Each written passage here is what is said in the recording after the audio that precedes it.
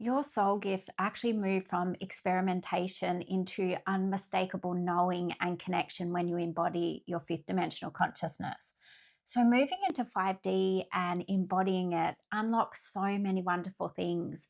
But one of the most powerful things that it unlocks is actually a deeper layer of your soul gifts, even uncovering new gifts as you start to transition through. So, the deeper the embodiment of your fifth dimensional consciousness, the more of your soul gifts are actually activated.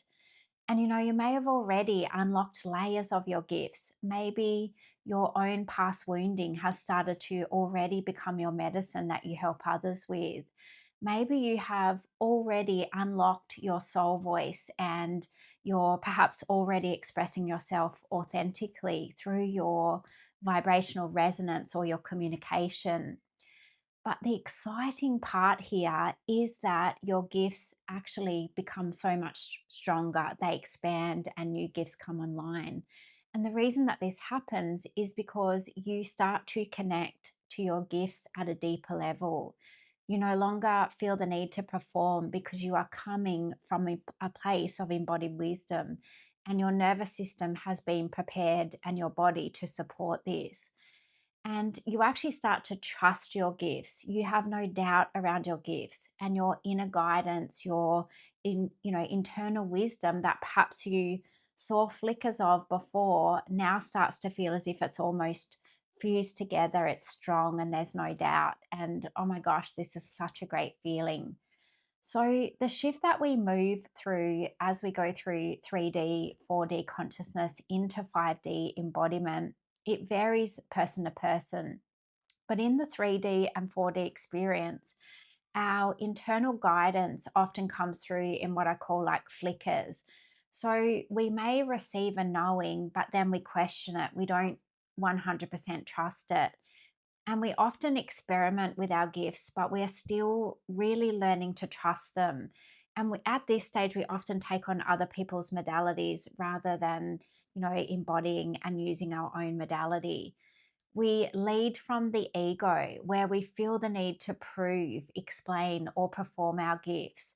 And we often feel responsible for other people's outcomes when we're using our gifts. And we're often overextending into other people's energetics, taking on their energy because we want to prove ourselves that we hold these gifts.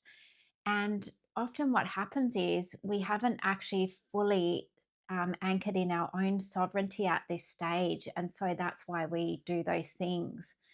Our nervous system at that stage often stays on alert and it's constantly reading everyone else's energy before we're able to check in with ourselves. We put ourselves last. And we often go on these wild searches to uncover our gifts, like using substances or having these out of body experiences rather than focusing on releasing the distortion that's held in the field that's stopping these gifts from being uncovered.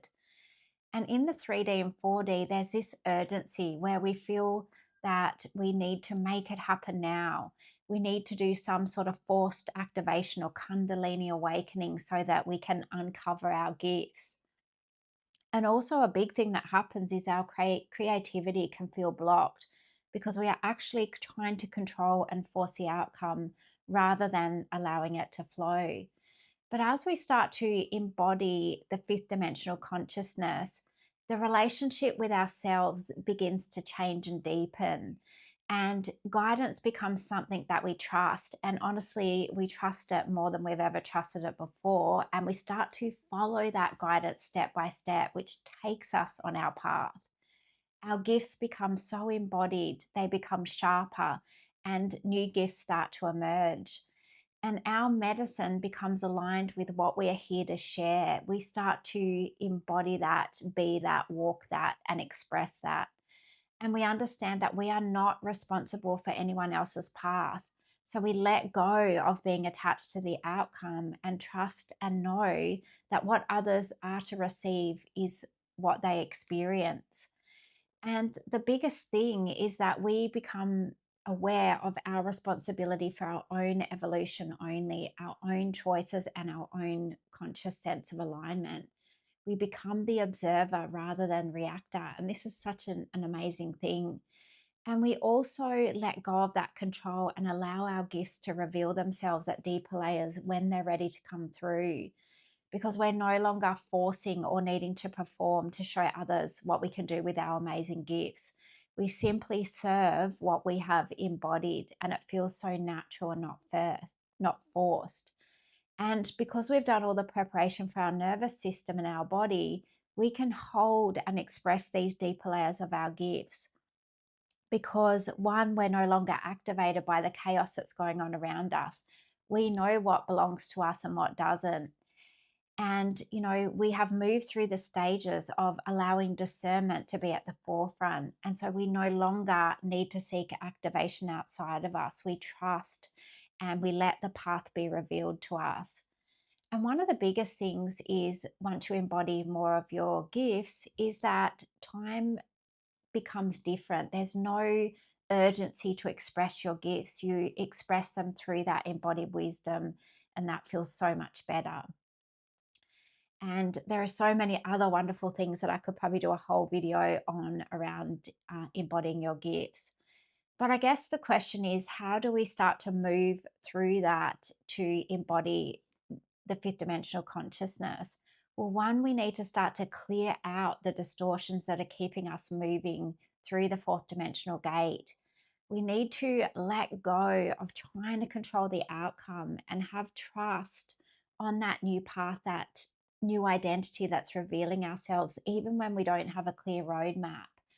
We need to 100% trust in our spirit team, in our higher self, in the internal guidance that's coming through to show you the way.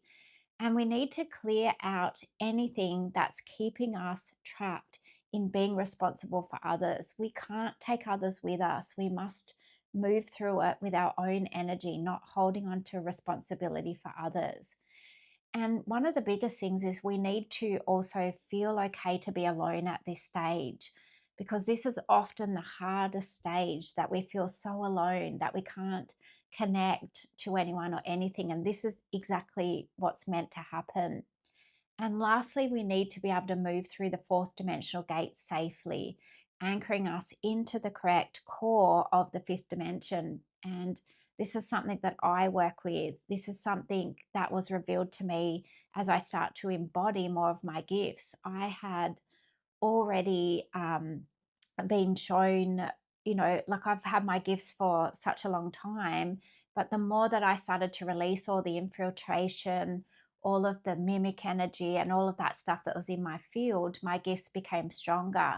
And as I started to move through the layers of the fourth dimensional consciousness, I downloaded my own modality. It was given to me. And then from that stage, as I moved deeper into 5D embodiment, I started to, have bits and pieces add to the puzzle, so to speak. And I just felt such a difference in connection to my gifts, to my alignment, and, moving out of doubting and actually into trusting. And so this is what 5D embodiment is all about. One aspect of that, which is amazing, is having deeper access to your gifts, a deeper layer, so that you can help others, because this is what we're here to do. We're here to help. We can do that by using our gifts as well. So I hope that this video helps you. And if you're interested in working through the 5D restoration and embodiment session, click on the link. I'll leave it down below. And this is a powerful session which actually takes you through the gates safely and anchors you into the 5D uh, earth core, and you start to move from that place with that embodiment. All right, so thanks so much for watching. I look forward to seeing you on the next video.